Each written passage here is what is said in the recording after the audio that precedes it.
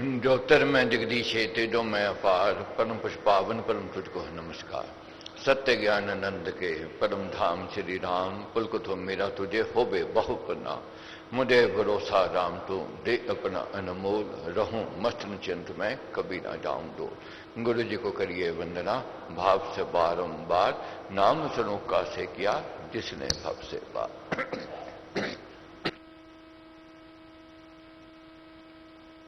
पतनशील प्राणी कहा जलवत नीचे जाए, बड़ा स्वभाववीर भी अथवर को पाए। बहुत यत्न करते हैं, प्रयत्न करते हैं अच्छा बने, अच्छाई की ओर बढ़े, कुछ करें, कुछ करके दिखावें, कुछ बने, कुछ बन के दिखावें। कुछ दिन संकल्प निभता है, चलता है, फिर टूट जाता है। व्रती बनते हैं, व्रत कुछ दिन चलता है, निभता है, फिर टूट जाता है। कारण क्या है इसकी आज खोज, इसका चिंतन करना है। ये जीवन में पल आवेंगे ही आवेंगे। जितनी साधना करनी आरंभ करेंगे, विरोधी शक्तियां भी प्रबल होवेंगे। ये मत समझो कि साधु बन जावे या साधु जैसा स्वभाव हो जाए या सज्जनता बनने की यत्न प्रयत्न करें, ये बहुत आसानी से सुगमता से हो जाएगा नहीं। बहुत यत्न, बहुत प्रयत्न करना पड़ेगा। साधारण घास है, उसको न जल की न खाद की जरूरत है। सड़कों किनारे अपने आप फलता फूलता है। बढ़िया घास चाहिए, उसको खाद भी, उसकी देखभाल, उसको जल की भी जरूरत है।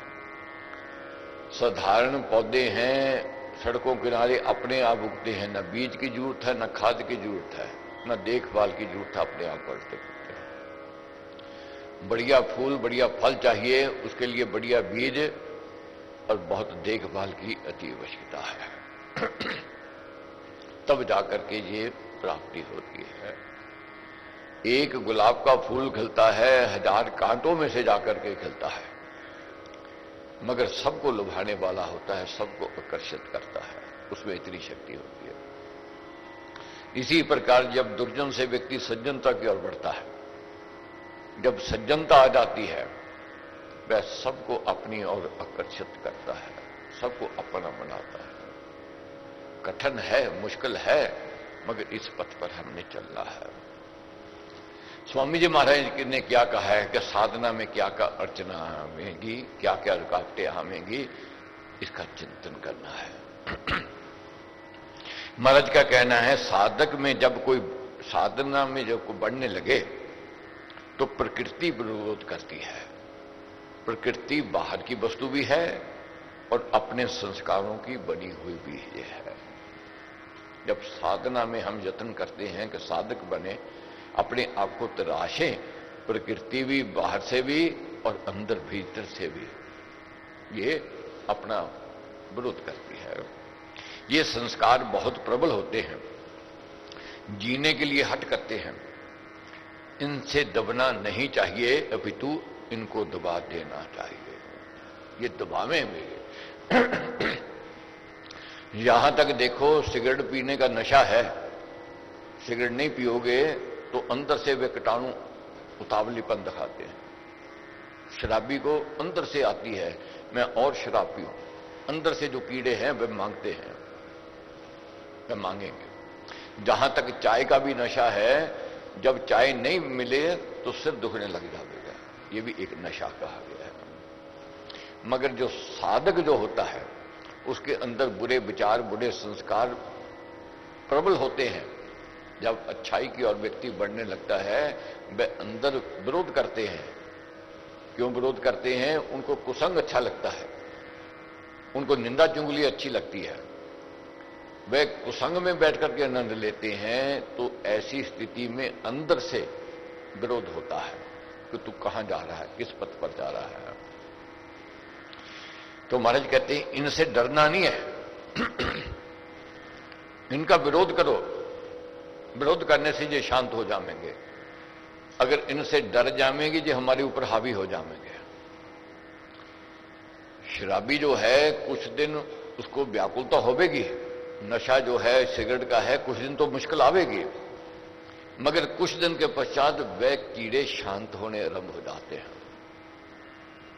और फिर उनका विरोध भी कम होना आरंभ हो जाता है।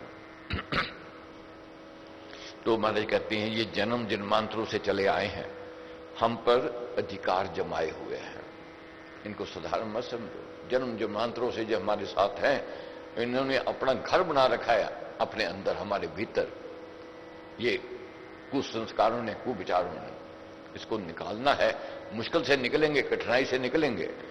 ये कई रूपों में है, ये कई रूपों में आते हैं, भय में, प्रलोभन में और मोह में रूप धारण करके आते हैं। डरते रहते हैं, भय है, और कोई प्रलोभन दे दे, ये कर लो, वो कर लो, फिसल जाएंगे। कोई कहे यार तू घंटा लगा रहा है, सत्संग कर रहा है, चल और 4 पैसे कमाएंगे, चलो उधर चलो, मन फिसल जाएगा। क्या पड़ा है सत्संग में, 4 पैसे कमाएंगे, 4 पैसे बन जाएंगे, ये प्रलोभन है। मन भाग जाएगा, नहीं टिकेगा। मगर मन ये नहीं जानता है कौन सी दौलत अच्छी है, वह जो सामने दिखाई देता है उसी की ओर भागता है। जैसे पतंगा शमा की ओर जाता है, नहीं जानता है कि ये शमा जलाने वाली है।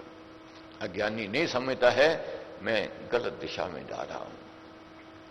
तीसरा है मोह। मोह भी हमें गिरावट की ओर ले जाता है। मोह भी हमारी साधना में खलन डालता है, मुश्किल में ले जाता है। ये रूप धारण करके आते हैं और हमारे को गिराने लगते हैं और बहकलाने की चेष्टा करते हैं, पर हमें इनका मुकाबला करना चाहिए, अपने साधन में डटे रहना चाहिए। ऐसा होने से ये वे कमजोर हो जाते हैं। जो डटा रहता है कि भाई मैंने ये छोड़ना है, मैंने बुराई को छोड़ना है, कुछ दिन मुश्किल आवेगी, मगर फिर क्या होगा, अंदर जो बुरे विचार, बुरे संस्कार हैं, जब बुरे अंदर जो हमें बुराई की ओर ले जा रही हैं, वह शांत होने आरंभ हो जाएंगी, कमजोर हो जाएंगी, तो साधना दृढ़ होने आरंभ हो जाएगी। कैसी भी अवस्था हो, साधक को कभी चलाए मन नहीं होना चाहिए, मन नहीं छोड़ना है। एक दिन सफलता मिलेगी मिलेगी, इसको कोई रोक नहीं सकता है। मोह का संस्कार भी बड़ा भयंकर होता है। मोह कई प्रकार का होता है, धन का मोह, तन का मोह और संबंधियों का मोह। धन का मोह, तन का मोह और संबंधियों का मोह, ये साधक के पापों को जकड़ लेता है, साधना में ये खलल डालता है, उसको आगे बढ़ने नहीं देता है। ये उसको ध्यान में, भजन में और आचरण में रोकता है, पर साधक तो सूरमा है। अक्सर लोग कहते हैं जी साधना करते हैं, सिमरन करते हैं, सत्संग बैठते हैं, फुरने तरह तरह के आते जी, आवेंगे आवेंगे, तरह तरह के विचार आते जी, आवेंगे आवेंगे। जन्म जन्मांतरों से जो अंदर जो बैठे हैं, घर किए हुए हैं, इनको निकलने दो, बाहर निकलने के लिए है। तो अच्छे मोती डालने हैं और ये बुरे कंकड़ निकलेंगे। उसको इसे जीतना चाहिए। माया बहुत बलवती होती है, माया को कमजोर मत समझो, बलवती है। बड़े बड़े ऋषि मुनियों को ये चलायमान कर देती है। बड़े बड़े ऋषि मुनि भी इसके आगे झुकते हुए देखे गए हैं। ये माया का ये प्रभाव है। ऋषि मुनियों को भी तन का मोह, धन का मोह और संबंधियों का मोह ये गिरावट की ओर ले जाता है। हमारे कहते हैं शेर और चीते को जीत लेना सुगम है, दुनिया को जीतना सुगम है, पर माया को जीतना बहुत कठिन है। आप देखते हो शेर चीते को कैसे इशारे पर नचाते हैं रिंग मास्टर, मगर अपने मन को नहीं नचा सकते, पकड़ सकते, मन को कंट्रोल में नहीं लेकर के आ सकते। ये सुगम नहीं है, कठिन है, ये सूरमों का काम है। माया बहुत बलवती है, इसको जीतना बड़े सूरमों का काम है, इसको जीतना चाहिए। पर यहां विरोधी शक्तियां काम करती हैं, वहां भगवत कृपा भी आती है। ये मत समझो कि विरोधी शक्तियां ही काम करती हैं, भगवत कृपा भी साथ में आती है। जब भी हम अनुष्ठान करते हैं, भगवान श्री कृष्ण ने कहा कि अर्जुन प्रेरणा मैं देता हूं, संकल्प मैं करवाता हूं, और संकल्प भी पूर्ण मैं ही करवाता हूं, वे ही पूर्ण करवाएंगे, उसकी कृपा साथ में चलेगी। यज्ञ कभी भी होवेगा उसकी कृपा से होता है, संत कृपा से होता है, माल की रहम से होता है, उसके बिना नहीं हो सकता है। अशुभ के साथ शुभ आया ही करता है। कभी कभी अपना इष्ट भी आता है, वह भी प्रेरणा देता है। भगवत कृपा की अनुभूति साधक को होती है, कई प्रकार से होती है। अब भगवत कृपा कैसे समझे? महाराज कहते जीवन बदलना आरंभ हो जाए, वाणी में मिठास आनी आरंभ हो जाए, सोच विचार उत्तम होने शुरू हो जाए, समझ लो भगवत कृपा आरंभ हो गई है। ये चिन्ह कहे गए हैं, प्रत्यक्ष नहीं दिखाई। कोई बहुत लोग कहते प्रत्यक्ष दिखाई देवे जी, कोठी बन जाए हमारी, मंगला हमारा बन जाए, जमीन जाए, ये प्रत्यक्ष है। वह तो आई और चले गए।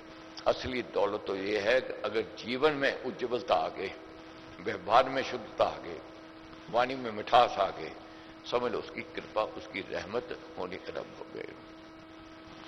इसलिए महाराज कहते हैं अपनी जागृति का निश्चय होना चाहिए। जो जागृति की ओर हम बढ़ रहे हैं, जाग रहे हैं, इस पर निश्चय रखो, भरोसा रखो। मैं करूंगा, मैं बनूंगा, मैं करके दिखाऊंगा, मैं बन के दिखाऊंगा, ये उमंग होनी चाहिए। ये मार्ग निश्चय का है और विश्वास का मार्ग है। कोई लाख कहकर इसके विरुद्ध बहकावे, साधु को अपना आप स्थिर रखना चाहिए।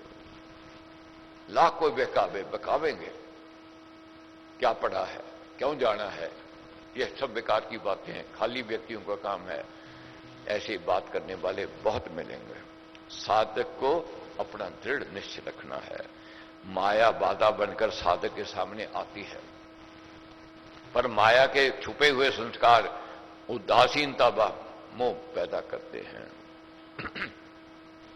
माया के संस्कार जो हैं उदासीनता और मोह पैदा करते हैं। जन्म जन्मांतरों से बनी हुई अपनी इस प्रवृत्ति में ही अवस्था से अभ्यासी का संग्राम होता है। अंदर हमारे संग्राम है, युद्ध होता है। एक मन करता है मैं ये करूं, मौज करूं, मस्ती करूं, दूसरा मन कहता है नहीं तू साधना कर ले, तू शुभ कर्म कर ले। दान करने लगेंगे, एक मन तो कहेगा दान कर ले, दूसरा मन कहेगा क्या करना है, बड़ी मेहनत से पैसे कमाए हैं, क्या जरूरत है क्या देने की। एक मन कहेगा मैं यज्ञ कर लूं, दूसरा मन करेगा क्या जरूरत है। अंदर युद्ध होगा, संघर्ष होगा। लड़ाई का ढंग भी अभ्यासी का निराला होता है। एक ढंग है विरोध का, यह है कि विरोधी शक्तियों को कुचल दो। दो उपाय कहे गए हैं। एक है विरोधी शक्तियां हैं, इसको कुचल दो, मार डालो, मगर इसमें सफलता कम मिलती है, सफलता ज्यादा नहीं मिलेगी।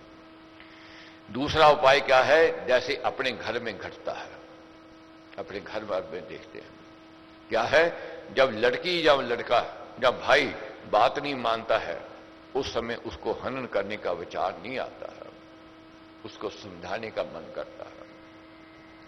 घर में लड़का या लड़की जब भाई को कहना ना माने, कभी ये मन में बात आवेगी मैं इसको मार दूं, मन में ये बात आता है कि इसकी ये बात नहीं मान रहा है, ये कारण है, तो इसको समझाओ। किसी प्रकार मन को समझाना पड़ेगा, गुस्सा भी दिखाना पड़ता है। जैसे बच्चा स्कूल नहीं जावे, उसका भविष्य देख करके हम क्या कहते हैं, नहीं इसको स्कूल भेजना है, कभी टॉफी देवेंगे, चॉकलेट देवेंगे, लालच देवेंगे, प्रलोभन देवेंगे, नहीं माने फिर डांट भी देते हैं, डांट करके भेजते हैं। इसी प्रकार मन को भी ये समझाना है, मान जाता है तो ठीक है, मगर अपने आप के भविष्य के लिए ताड़ना भी देनी पड़ती है, मगर कुचलना नहीं है, समझाना है विवेक से, ज्ञान से। भगवत कृपा है, गुरु महाराज का आशीर्वाद है, यज्ञ में सम्मिलित होने का हमें स्वप्न मिला है।